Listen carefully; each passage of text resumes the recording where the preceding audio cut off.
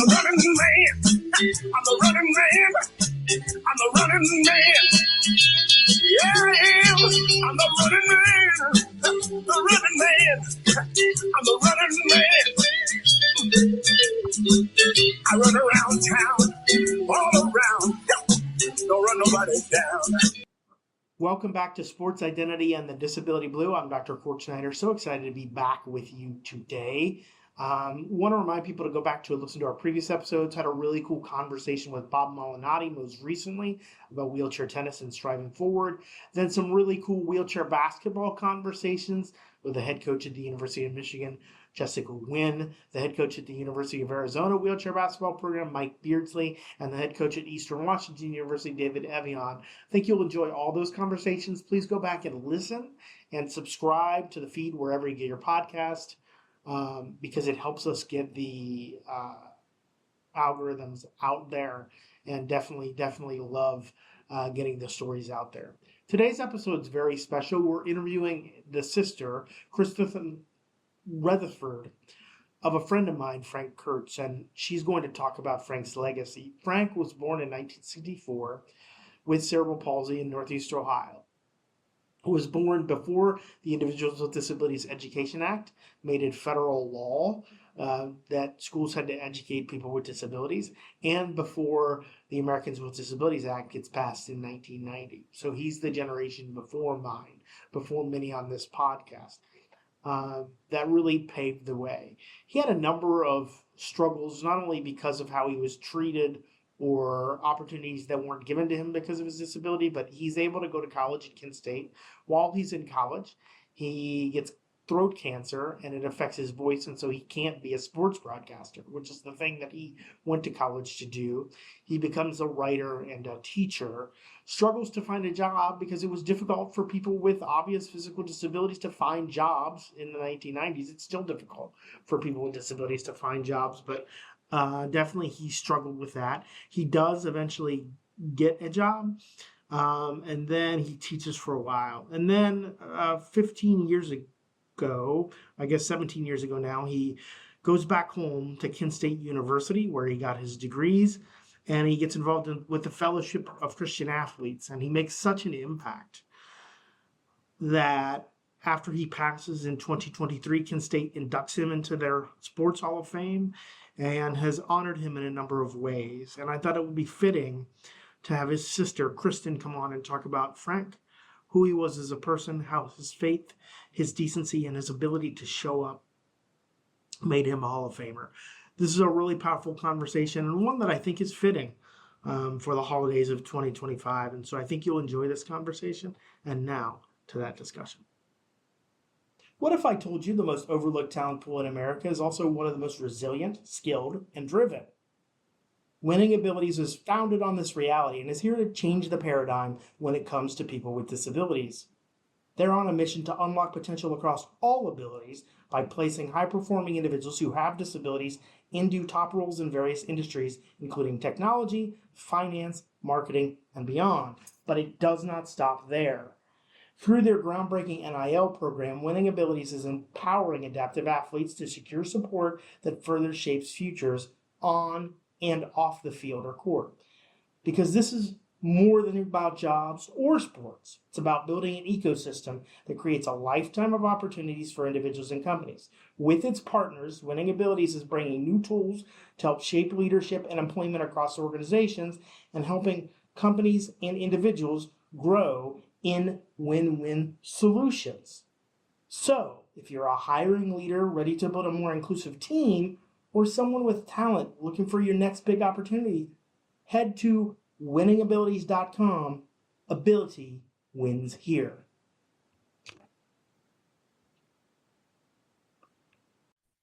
Welcome back. I'm so excited today because it's a bittersweet podcast for me, but one I think that's very important. I have Kristin Retherford on. She is the brother of a good friend of mine who passed away in 2023 from cancer. His name was Frank Kurtz. He was born in 1965 with cerebral palsy, graduated with a degree in journalism and education from Kent State University. I don't know that there's anybody that loved the the Kent State Golden Flashes as much as Frank Kurtz. He was known as Mr. Kent State, and they're going to honor him, which I'm going to talk about today. But I think it's important to hear the stories of the disabled brothers and sisters that came before me. I talk a lot about we have had those individuals on the podcast. And I also want to talk about Kristen's experience as a sibling, as somebody with a disability, because I think that's a unique perspective. Mm-hmm. People who listen to this podcast know I have two brothers. And so I'm so excited to have her on to share the legacy of her brother and her brother's disability and her brother's faith and her brother's love on this podcast. So thank you so much for coming on. Thank you, Court. I'm just honored to be here. I definitely appreciate it. I want to start with your childhood. Okay. And let me know, were you an older sibling or a younger sibling? So Frank was born in 65. Were you born before him or after it? He was born actually in 64, Okay. and I was born in 66. And then our younger brother was born in 68. So my younger brother and I are just 15 months apart. So I'm the middle child and only girl. So that's where I fall in our family. And so now growing up, of course, Frank was born with cerebral palsy. Right. Did you know pretty early on, especially back then, and this is Mm-hmm. before the Individual with Disabilities Education Act, this is well before the ADA, which doesn't come until Frank's an adult in the Mm-hmm. 90s. Did you know that he was different? What was that experience like growing up in Ohio with a brother that Yeah. that had a disability? Yeah. I definitely knew that our family was different. As you mentioned, it just wasn't the normal thing to see other disabled children in public school, in churches, in the community. So I knew that was different, but it kind of felt like we were special and unique in that way too. So I kind of look at it that way as well. But yeah, I knew that we were different. When you were young, when I think of Frank, I think of besides his disability, but when I think of Hmm. Frank as just the whole human, there's two things that pop in my brain. Hmm. He loved sports Yes. and he was a person of faith. Yes. So I want to talk about his faith first. Okay. Because I think in order to understand Frank's journey as a person with a disability who also had cancer initially in Right. college, overcame it. Yeah. I think he was diagnosed in college, Yeah. and then he eventually passed away. Had another kind of cancer which he lost the battle to in 2023. Right. But can you talk about his faith? And was that something that the whole family was Yeah. church and Christianity and the faith in Jesus? Was that a big part of for all of you, or was it unique to Frank, do you think? It was definitely a big part of our entire family. So we were raised in a very strong Christian family. Um, our parents were divorced. We were young when they were divorced, but um, even so, my dad's side of the family was also Christian and, just very faithful people. So we grew up going to church on Sunday mornings, Sunday evenings, during the week. Bible school, vacation Bible school, church camp. I mean, that was all just part of our growing up experience. And so each of us, was grounded in that and accepted Jesus Christ at an early age in life.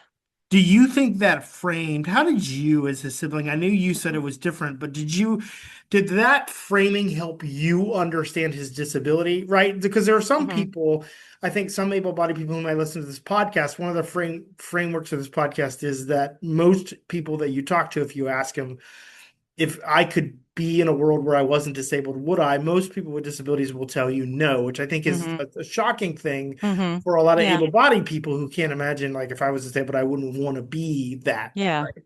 Yeah. And I think Frank accepted his, and I think the faith was a big part of that. Did you also, as his sister, did that help you sort of say, like, did you guys feel like, well, Frank is this way for a reason because of your faith?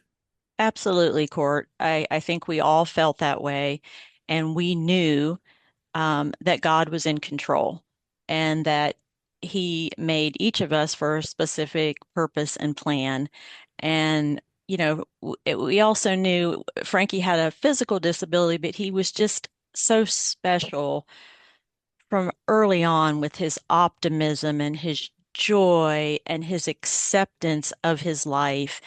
And so I felt that way as well. I knew that, that God had a plan for him. And in part of that plan, I'm part of it so that I can be part of Frankie's journey and have a closeness with him, and share in that.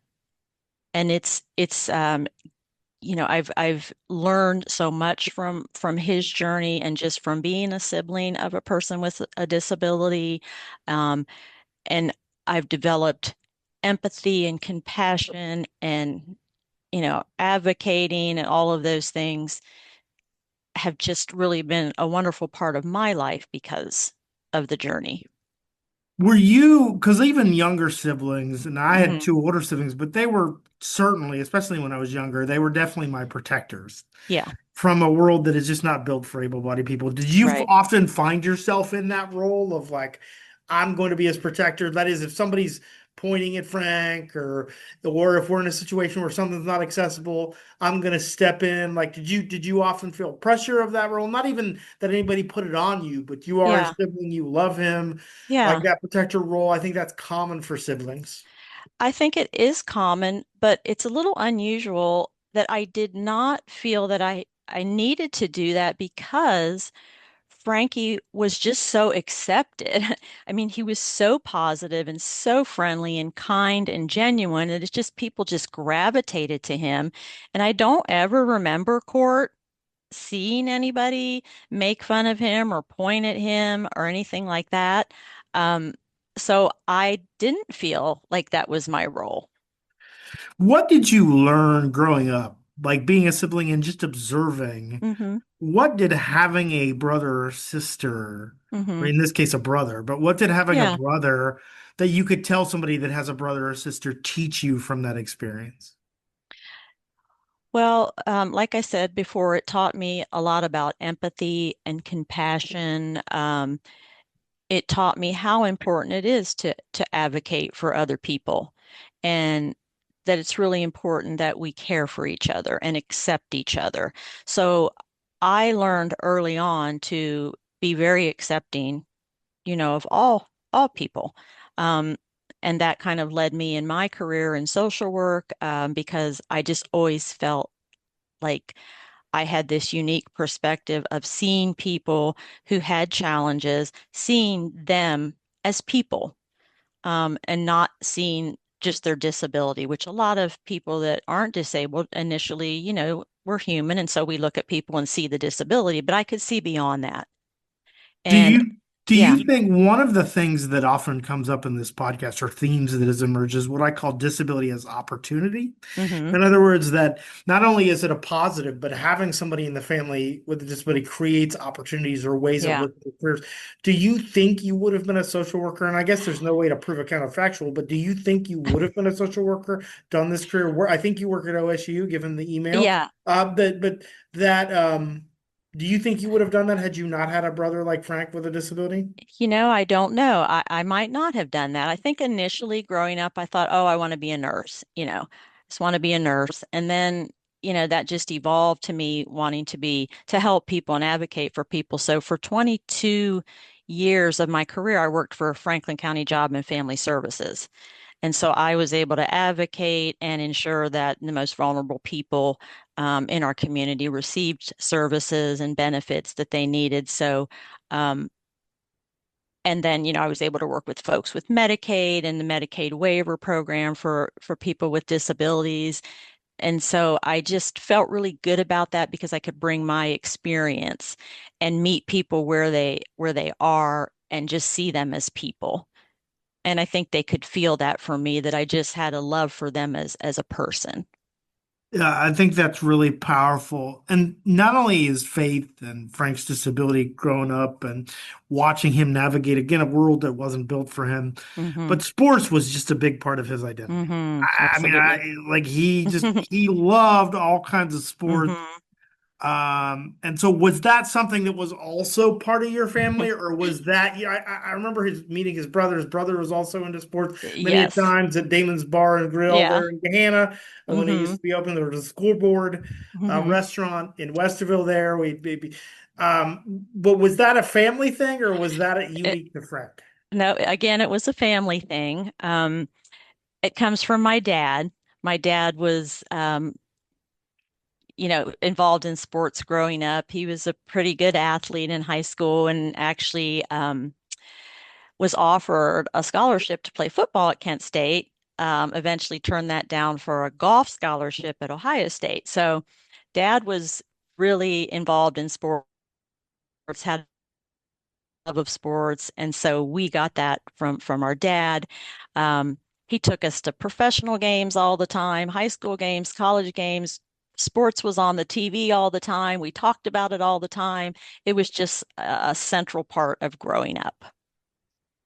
Um, And so part of Frank's story is fascinating to me because he goes to college to be a Mhm. sports broadcaster, but Yeah. then he gets a diagnosis of cancer, which Hmm. affects his voice, right? Like Right, right. when I knew Frank, he had what I would call, like, I think if people that knew him later, he was recognizable because he just always had people around him and he had a very gravelly voice. It was very Right. distinctive. And that came from, I learned Hmm. from him that the cancer surgery, the removal of the cancer, I think it was in his throat. Yes. Um, and like, do you remember he chose to go to Kent State? Was Yeah. super excited, and do you remember like the feeling of like, okay, he's made it? I mean, I Yeah. remember he joked with me that when he first got dropped off, I think it was you and the family, and he told Yeah. everybody, okay, you can all leave Yeah. now, He was right? so And excited. Yeah. he was super excited. Yeah. So you're super excited for him. He's covering sports, and then he has this diagnosis that Yeah. what he wants to do, which is to be on the radio and be, Hmm. Joe Tate, like the next Joe Yeah. Tate. That's a famous Cleveland area Hmm. broadcaster, did baseball at the Hmm. Cavs. Um, like it really doesn't become possible. So he focuses on writing. But do you remember what you thought as his sister when he got that diagnosis? And did you Yeah. realize or think, oh man, the thing he's always wanted to do, Yes. he now is not going to be able to do? And what was that like? Yes. It hit me very heavy. We were scared. And then when we found out that, you know, the cancer could be completely removed by removing the vocal cord. I mean, there's a blessing in that the cancer's gone, but then the other side is he can't, realize his lifelong dream. And so, there was a real grief in that. Um, and that was kind of the beginning point where Frankie started relying on me pretty heavily for emotional support, more than he had ever done in the past. And so I saw that grief and, but what I also saw is the grit that he had, Court. It was like he grieved over it, but then he got back up and he said, you know what? You know, I must be meant to do something else. I don't know what that is. God knows what that is, and he'll lead me to what that is. But I'm going to go back to finish school. I'm going to get a degree in English and education. I'm going to be a writer and a teacher. And as you probably know, he wrote for many publications, sports articles. So that was another one of his loves. So it was a very sad time, but as we know now that we know the end of the story, it was for a very specific purpose that happened, and he accepted that.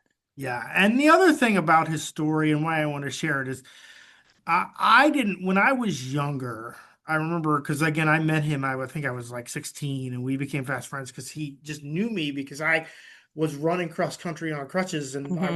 I was the only person in the country at the time doing that. Like Yeah. the Columbus Dispatch had covered me and he Hmm. happened to be substituting into Omni High School one day and he told another student, I want to meet this kid. So they said, Hmm. well, I'll go grab him. And he said, hey, there's a guy on crutches that wants to meet you. And, Yeah. there was one other person with us.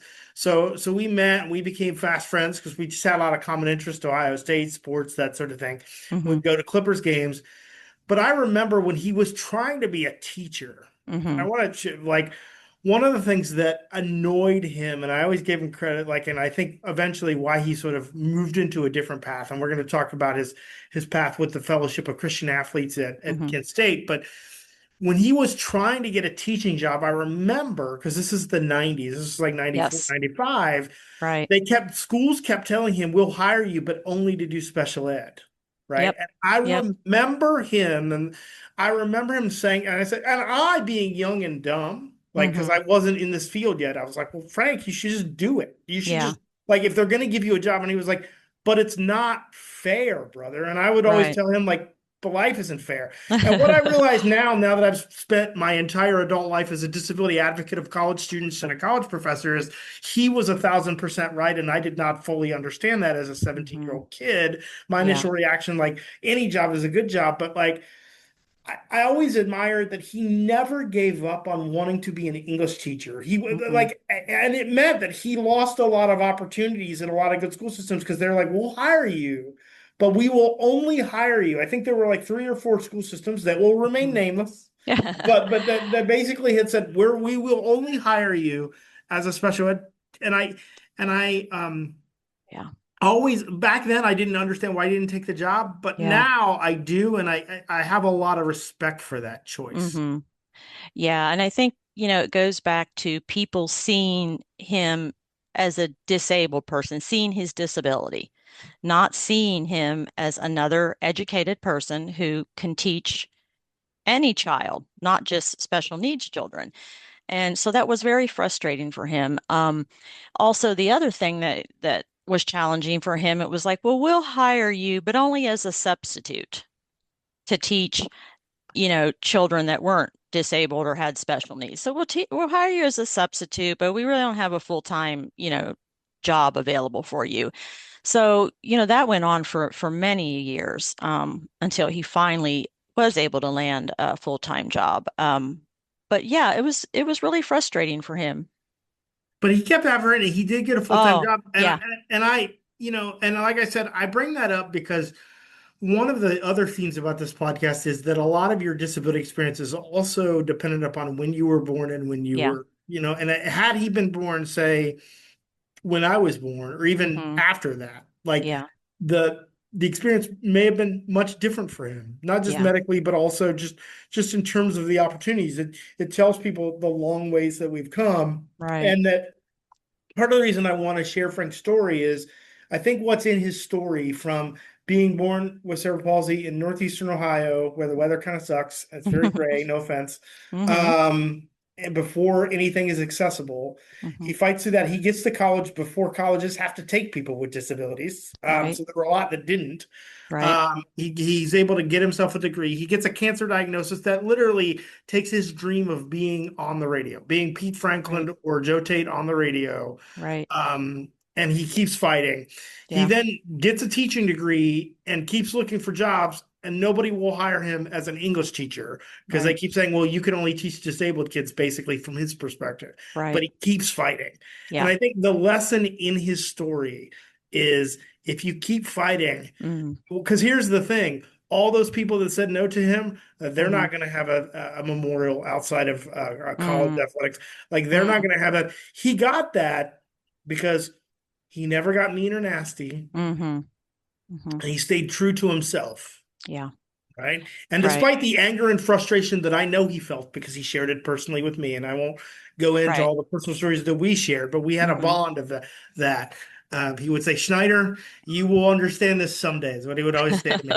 Um, Sounds like and, him. and, um, and he kept the faith. Was it hard for you as the sibling to watch your brother struggle? Like, Hmm. he loses his dream, but he finds another dream. So then he makes it, but then nobody will take his dream seriously. Like, Hmm. how did you feel as his sibling when he's going through all of it?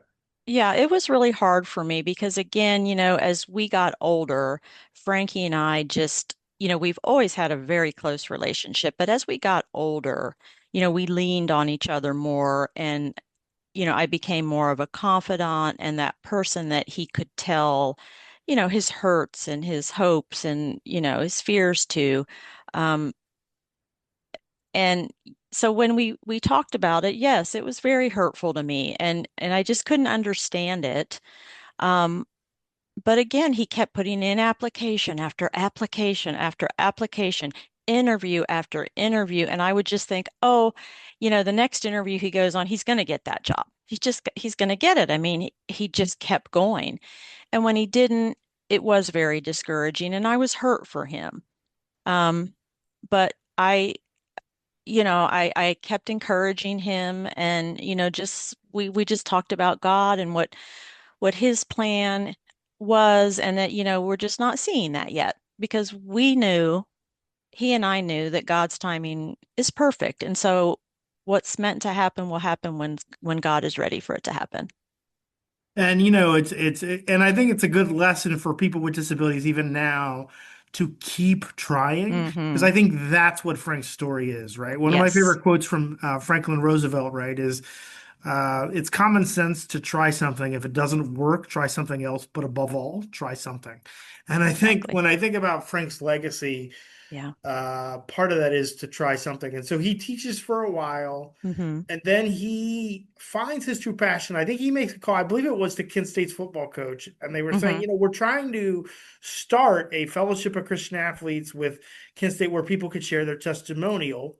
Right. And I believe what he told me, we reconnected when I was, and so we had kind of lost touch, which I had genuinely felt sort of bad about, to be Hmm. honest. Yeah. Just got busy doing my thing and was traveling, and I had gotten married. And then when I had a kid, I reached out to him and said, "Hey, I'm married now. I'm have a Hmm. career." And so we reconnected.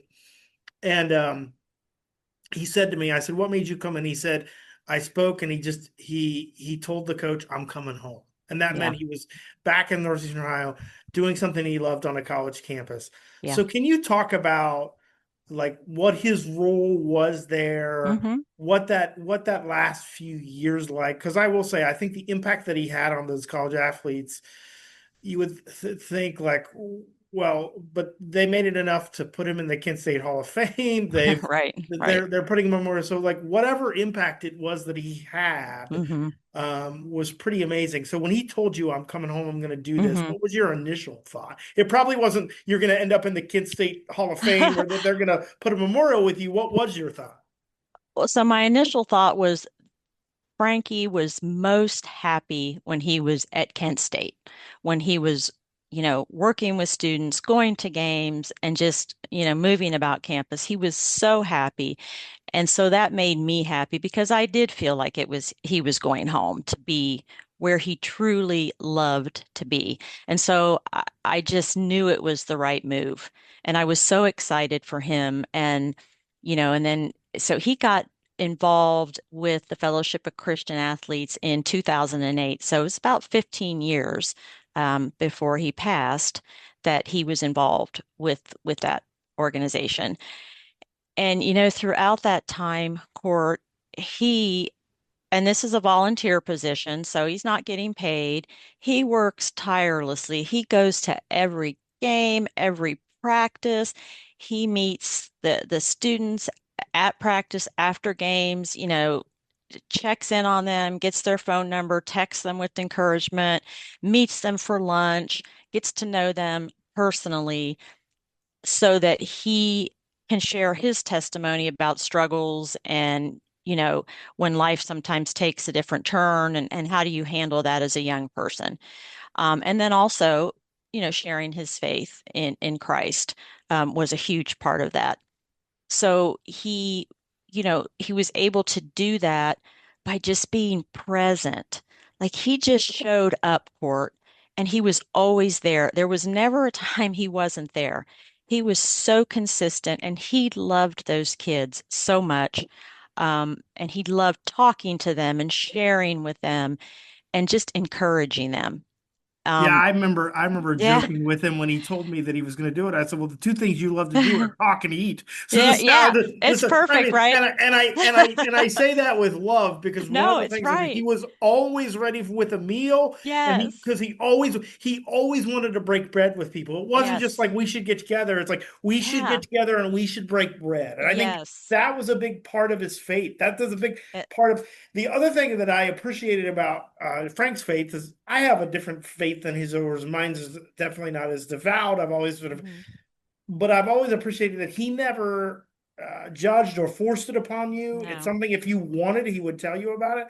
Yep. I actually think that the reason that he resonated with college students is less about his talking about his faith, but I Yeah. think students want they want people that are authentic. Yes. I can say this now because I've been working with college kids for now 2 decades, Yeah. 25 years. They want people that are authentic. They Right. also want people that have been through some stuff and who can talk about resilience. And I think Yes. he was the perfect person to tell young people, like, you think your life is going to go this way. It Yeah. might go this way, but it's okay. He's Right. the perfect exemplar of that for them. And I Yes. think that resonated with people. And I know he went to every event. Every. He went to every event. But Yeah. did you know? I mean, because here's the thing, and because what happened and how I actually found out that he had passed away. We had a meal sort of the year before I went to a conference for work in Ohio. We had a meal. The last thing we said to each other was, "I love you, brother." We said it to Yeah. each other, and then I texted him when I started the podcast because I started it in 2024, and I said, Yeah. "I'd like you to," and like it bounced back. I hadn't Yeah. talked to him in like 6 months, and his text bounced back, and I didn't think anything of it because I thought, well, and then like I don't know, like a month later, I did it again. I was like, hey, and it bounced back. I was like, that is weird. Why is it Hmm. like he usually responds? Or I think the thing was it didn't bounce back. It's like he didn't respond, which was just Yeah. not like Frank. And I was like, well, maybe Hmm. he's busy. So then I did research and I found out that he'd passed away, right? Hmm. Which just really hit me because again, he was kind of a person that was before me and one of the people that came before me. Did you know though that he was having the impact that he was having until he uh, passed away? I mean, I know that he shows up and the kids loved him, Yeah. but Yeah. did you expect what has been done since he passed? Can you No. talk about that? No, I didn't, Court. And to your point, what young people need is somebody authentic who genuinely cares about them as people.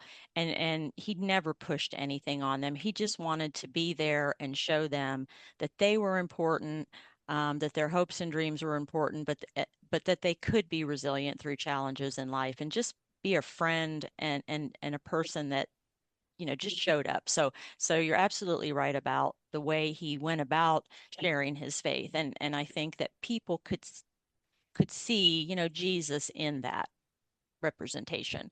Um, but when he was, diagnosed, and it happened very quickly, within 3 weeks after his diagnosis, he passed away. But he was in hospice for 3 or 4 days. And the family was there, and he was made comfortable, so he couldn't talk. His eyes weren't open, and we thought he could hear. The nurses and doctors said most of the times people can hear in those situations. So talk to him, and Court, when the number of people that came to the hospital in those 3 to 4 days, student athletes, coaches, the athletic director, um, teachers. I mean, I was just overwhelmed. And no, I didn't know until then. And I remember whispering in his ear, Frankie, I'm so proud of you, the impact that you have had on people and the love that you showed to people that they want to be here to say goodbye to you. I mean, I never saw anything so special and so beautiful, Court. And so yeah, that was my experience. And I just and even today when I talk to people, because through his passing, I've been able to connect with people that he was close to. And so many times they just, Frank was just so important in my life, and just was such a blessing. And so I just still get to hear that, and I saw it, and I still get to hear it, and I know it because he was that way in my life. So talk to me about what the school has done since he's passed away. They've honored him in a Yeah, number of ways. If you could sure. outline that for the listener of this podcast, that'd Yeah. be great. So right after he passed away, they put up a sign in the Mac Center, in the row where he would sit, um, on the floor when he watched games and sporting events, and it said, this spot is dedicated to Frank Kurtz, a fan, a friend, a beloved member of our Flash family. And then there was a dedication right after that. There was a sporting event that was going on. I don't know if it was volleyball court. It was right after he passed, so you forgive me if that Yeah. was, yeah. But they dedicated the game to him. They dedicated the sign. They had flowers. And then shortly after that, we were notified. I believe it was in November. He passed in May, and I think it was November that they contacted us and said, we we want to honor him by inducting him into the Kent State Hall of Fame. And again, we were we were just overwhelmed with joy. And we went to this beautiful event, where they presented a plaque, and had a ceremony with all of the other inductees. And it was just such a beautiful event to know that they valued him and that his legacy is important to the Kent State family. I can't go on enough about the Kent State family and how Well, I wonderful. think but it also speaks to something else, right? Like in Frank's mind, I think he thought if you would have talked to 20-year-old Frank, even when I knew him, I think Mm-hmm. he would have thought, I'm gonna be successful based on, I write sports and I Yes. cover sports. And the irony of it is, this is the perfect example, is it's not what you do in life, but how you make people feel that is your Mm-hmm. legacy. And Exactly. Frank was a Hall of Famer, not because he was a good writer or a Right. great broadcaster. He was a good Mm-hmm. writer, or even a great teacher. He was a good Mm-hmm. teacher. Mm-hmm. But because he made people feel Right. like they mattered. That's right. He And absolutely did. that when I think about what his legacy is, when I saw that he was inducted into the Kent State Hall of Fame, because I used to make fun of him because I went to Ohio University, so we had Yeah. a little MAC rivalry. Yeah. Unfortunately, now Ohio University is leaving the MAC. I don't think Frank will be happy about that. Mm-hmm. Um, but we used to joke about that all the time, and I just think the irony for me is that if you would have told Frankie, like Kent State's going to induct you into the Hall of Fame, he would have thought, well, I become a famous broadcaster or a Yeah. famous writer. And that's not why, which is there's more than one way to be a Hall of Famer. And Frank was a Hall of Famer because of how he treated people and how people Yes. felt in his presence. That's right, Court. And I think that's the important message here. And that's what I want people to take away. I mean, his optimism and joy and his genuine love for people. I mean, you can't fake that. He loved people. He wanted to talk to people and meet people, and he got the opportunity through sports to meet, you know, really famous people. He was close with Joe Tate, with Tom Hamilton, um, and he just had that opportunity because he was so outgoing and so friendly and so genuine, and people just wanted to know him and be in his presence. So he got that opportunity, even though he wasn't able to be a sports announcer. He has this opportunity to be friends with Joe Tate and Tom Hamilton and all his idols. And so there's that piece of it too. It's like that's not the path he ended up on, but yet he still got to experience that. And I think that's a blessing from God. Do you, and you can't really speak for him, but from your Mm-hmm. perspective as his sister, speaking for Mm-hmm. you, Yeah. he struggled a lot because of his Yes. disability, his cancer. We talked Mm-hmm. about his struggle trying to find jobs, how people treated him sort of in Yeah. that, before ADA became not just law, but sort of the understood we're going to actually give people with disabilities opportunities, although people Yeah. still struggle with this, Yeah. as I know and others know. But would you have traded any of it given the legacy that he left? Not a second of it, Court. Not a second of it. I mean, having him for my brother, just one of the biggest blessings that God could have ever given me. Ever. The relationship that we had, the love that we shared, the faith that we shared, and uh, earlier on growing up, as the only girl, I wasn't in love with sports the way my brothers and my dad was. But as I got older, I realized, the value in it, the connection, the love of it, just the camaraderie. And Frankie and I became even closer through sports, going to events together, talking about it, calling each other when somebody made a play that was good or bad or whatever. And so then that became an avenue for us to be even closer. And now that he's gone, I still feel that every time I watch a game or I talk was going to to say, is it hard yeah, for you to watch Ohio State or the Indians, which are two eh, teams, for example, that he yeah, loved, right? Or the Browns. He yes, loved the Browns. I used to make fun of yes. him. Your disability is the fact that you're a Browns fan. It's not your CP. Because I'm a So, Bengals fan. Is it hard for you to watch Ohio State or the Indians or or the Browns yeah. because of it, it's a reminder of him? Or is it like you just are reminded of the love of him? So the first year, it was really, really hard for me, and I grieved it so much. And so it was very challenging. I didn't watch the Indians at all that year. I just couldn't do it. I did watch the Browns, but I cried, when they would come on.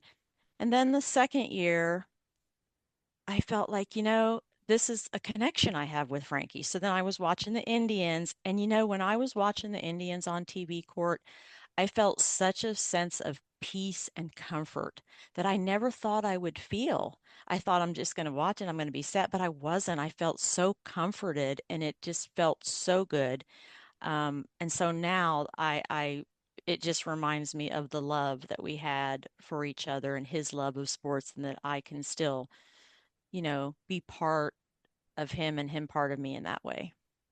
It's interesting. One of the things that doing this podcast now for over a year, and I've done over 70 episodes, interviewed over 100 people now, all Yeah. different walks of life in this adaptive rec space or people that love sports, is that even though sports as a thing is very low stakes, it's of high importance because the thing that I have realized is I think why this podcast at least has resonated with me for all the sort of intellectual things that I've done as a writer, written a couple of books, all that boring stuff, is that there are two fundamental realities. Human beings are disabled and fragile. Mm-hmm. And so disability is a way to understand human condition. And the other way is through games. We've Mm-hmm. been recreating, singing, dancing, playing sports since humans have existed in civilizations. And so I think Mm-hmm. even though sports are low stakes, I think that connection piece Yeah. it's so important because human beings have always been playing games, following teams, rooting for people, Yeah. dancing, singing, all those recreation things. It's a fundamental, we don't actually think of it as like a fundamental part of the human existence in the way that Mm-hmm. disability is also a Mm-hmm. fundamental necessary part of human existence, but it is. Mm-hmm. And I think that's what's in Frank's story is that Yeah. through everything, he was fundamentally human. And the three things that most made him most human are faith, Yeah. his Mm-hmm. disability, and his love of sports. And Right. those connecting things allowed him to weave a mosaic that has Mm-hmm. left a lasting impact on the people around him. I 100% agree with that. Sports is the great uniter, right? Even if you're rooting and you have rivalries and stuff, it's just that uniting of people coming together, rooting for one team or another, and just that common experience that, as I learned as I got older, um, is very powerful.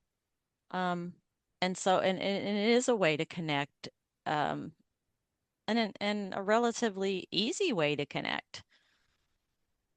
You've been very generous with your time Oh, and reminiscing with your brother and his impact on you. What is something that, if you could go back, I often ask this to people with disabilities, but I'll ask it as a yeah, sibling. yeah, If you could go back and tell 20-year-old, uh, your 20-year-old self, and we won't tell yeah. people how old you are because we're not going to Okay. do that. But if we could go back and tell 20-year-old you something about your relationship to Frank and Hmm. disability that Yeah, you have learned over the past decades and the reflection of his life and his legacy, yeah. what would that be? I would say to myself, Kristen, you just have no idea what having Frankie as a brother is all about, what it means. what it means in terms of our faith in God, what it's going to mean in our personal relationship as brother and sister. Um, and you're just not going to believe it. And you're not going to believe his journey and being a part of that journey. And yeah, I don't know what else to say other than I could have never imagined the way his life and legacy, would unfold. As a support person to a person with a disability his whole life, Mm-hmm. basically, except for the first couple of years, um, what would you tell other support people, or what advice would you give them on how to support a loved one Mm-hmm. who has a disability and might be going through, I don't want to call them struggles, Yeah, because there was like, but he went through frustrations because of sure. his disability, right? Yeah. And you had to, so what advice would you give others who are trying to support somebody in a similar position, Mm-hmm. maybe going through the frustration, how you can help them get to the other side? I think it's really important to empathize um, with someone that you have a relationship with that has a disability. I think it's important that they feel seen and heard. And so when they're talking about their struggles or their fears or pains, it's, you want to see that. You can't say you understand what it's like, but you want to see it and you want to acknowledge that, yeah, that must be hard. Um, and and just let them talk about their experience and ask them, how can I best support you in this? What can and I would ask Frankie all the time, what can I do to best support you? And it would just be a lot of times just like, well, just, you're just there when I call you and I need to talk, and you just listen, and I always feel so much better when I talk to you, and that's the best thing that you can give me. And so I would say, ask what you can do. Ask what would be helpful. Sometimes we think we know what's helpful, and maybe it's not. So I would encourage people to ask. I would encourage people to have patience, um, and just try and also, like we talked about earlier, looking at the person as a whole human being, not just their disability, but their heart, um, and everything else that they are. And I think one of the things about Frankie and me and our close relationship is we knew each other's heart. He knew my heart, I knew his heart, and we leaned into that. So I think, that's something that's really important. 1,000%. Is there Mm-hmm. anything you would like people to know Mm-hmm. about Frankie that we haven't already said? Um,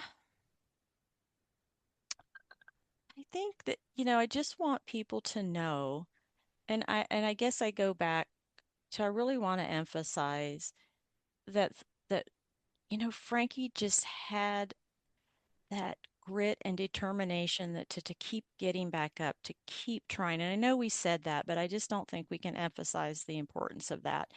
And not just for people with disabilities, but we all face challenges in life, and we all have setbacks and things. Life doesn't go the way we want it to, but and we can grieve that, and we should grieve it, and we should, you know, feel that, but then we also need to get back up. We need to get back into the business of living, and he did that. And I'm so proud of him for that. And that was such an example for my life, because that's how I've been able to live my life as well, through challenges.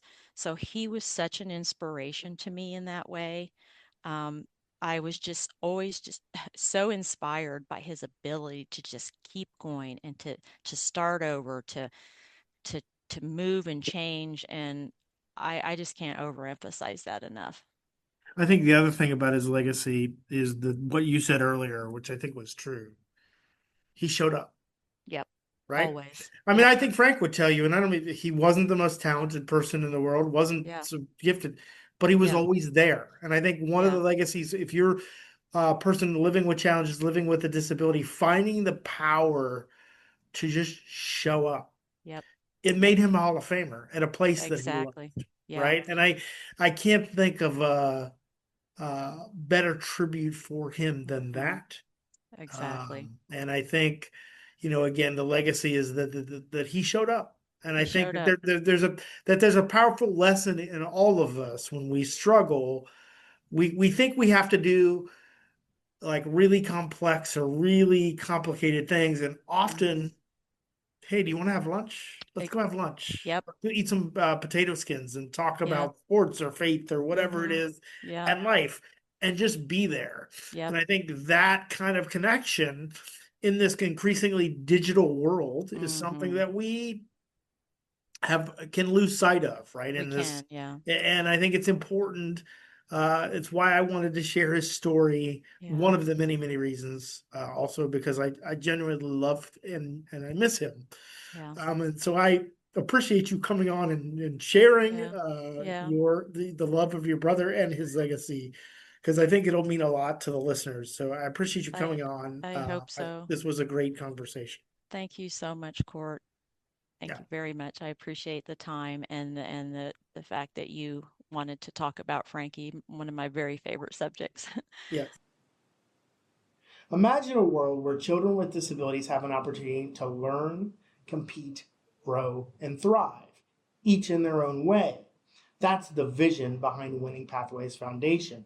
This nonprofit is committed to unlocking abilities and opening opportunities for children with disabilities through educational scholarships, family support, and access to competitive adaptive sports. Winning Pathways programs often support youth pursuing competitive pathways in adaptive athletics, but their overall mission is rooted in inclusion, recognizing and celebrating the unique strengths of every child, whether they dream of the podium, the classroom, or both. Whether it's helping a young athlete get to nationals or funding a future college graduate, Winning Pathways is there for every step of that journey. And here's the best part, it's all powered by community through partnerships, donations, and events that bring ability to the forefront. If you're passionate about equality, inclusion, and creating lifelong impact, you can be a part of this movement. Please visit winningpathways.org to learn more, get involved, make a gift, or even purchase some fun gear, which I'm going to do because it looks really cool and it will help support this great organization. Because remember, every child deserves a pathway to win. We got to go. We got to get out of here. But he's a running man. Here's one thing I know. We got to go, y'all. But he is the running man. He runs around town, all around. Don't run nobody down. Ooh, Phil, check us out, son. The running man.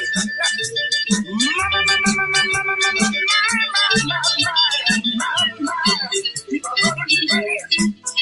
Yeah, he runs around town, all around.